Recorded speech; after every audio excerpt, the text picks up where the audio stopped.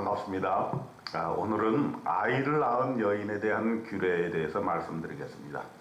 레위기 12장 2절에 보게 될 것 같으면 이스라엘 자손에게 말하여 이르라 여인이 임신하여 남자를 낳으며 그는 이래 동안 부정하리니 곧 월경할 때와 같이 부정할 것이며 그랬습니다.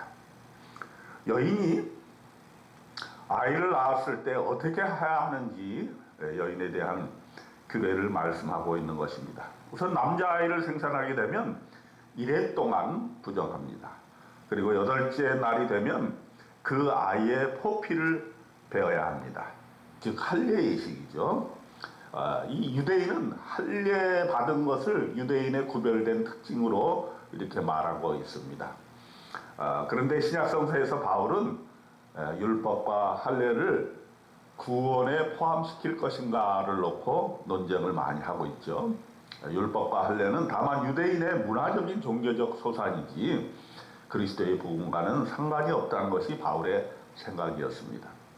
갈라디아서 2장 3절에 보게 될 것 같으면 그러나 나와 함께 있는 헬라인 디도까지도 억지로 할례를 받게 하지 아니하였으니 그렇게 함으로써 할례와 율법으로부터 복음을 구별하고 복음이 어떤 유대인 한 민족에게 국한된 것이 아니라 전 세계 우리 백성들에게 모든 백성들에게 그리스도의 복음이 전파돼야 한다는 것을 말하고 있습니다. 그래서 갈라디아서 3장 28절에 보게 될 것 같으면 너희는 유대인이나 헬라인이나 종이나 자유인이나 남자나 여자나 다 그리스도 예수 안에서 하나니라 이렇게 말함으로써 이런 할례로 인한 구별된 것을 신약에서는 다시 해석하고 있는 것입니다. 어쨌든 이 여인은 출산하게 되면 33일을 지나야 산혈이 깨끗하게 됩니다. 그래서 정결하게 되는 기한이 차기 전에는 성물을 만지지도 말며 성소에 들어가지도 말아야 한다고 얘기하고 있습니다. 여자아이를 낳게 되면은 두 일해 동안 부정하게 되고 월경할 때와 같을 것이고 산혈이 깨끗하게 되고 66일을 지내야 한다는 것이. 그러니까 남자아이의 2배가 되는 거죠.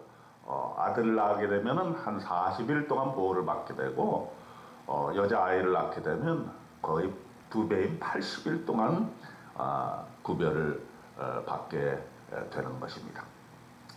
그리고 나서 이제 이 여인은 또 자녀와 함께 번제를 드립니다. 아들이나 딸이나 정결하게 되는 기한이 차면 그 여인은 번제를 위하여 1년 된 어린 양을 가지고 속죄제를 위하여 집비둘기 새끼나 산비둘기를 회막문 제사장에게로 가져가면 제사장은 그것을 여호와 앞에 드리고 그 여인을 위하여 속죄하게 됩니다. 그렇게 하면 산혈이 깨끗하게 됩니다. 이것이 바로 아들이나 딸을 생산한 여인에게 대한 규례가 되는 것입니다. 그리고 또 좀 경제적으로 어려운 분들을 위해서 이렇게 말씀합니다. 그 여인이 어린 양을 바치기에 힘이 미치지 못하면 산비둘기 2마리나 집비둘기 새끼 2마리를 가져다가 하나는 번제물로 하나는 속죄 제물로 삼을 것이다. 제사장은 그를 위하여 속죄할지니 그가 정결하리라 그랬습니다. 자, 그러면 이렇게 레위기 12장에서 아이를 낳은 여인에 대한 규례를 들려주신 이유는 무엇일까요? 무엇보다도 산모에 대한 보호 조치가 아닌가 이렇게 생각됩니다. 산후조리가 중요한 것이죠. 아이를 낳은 후에 남자아이의 경우는 한 40일을 깨끗하게 보내게 됩니다. 여자아이의 경우는 80일을 깨끗하게 보내야 됩니다. 사실 오늘날에도 산후조리를 많이 하고 있는데 이 구약성서에 나와 있는 산후조리는 상당히 오랜 기간 동안 산후조리를 하고 있는 것을 볼 수가 있습니다.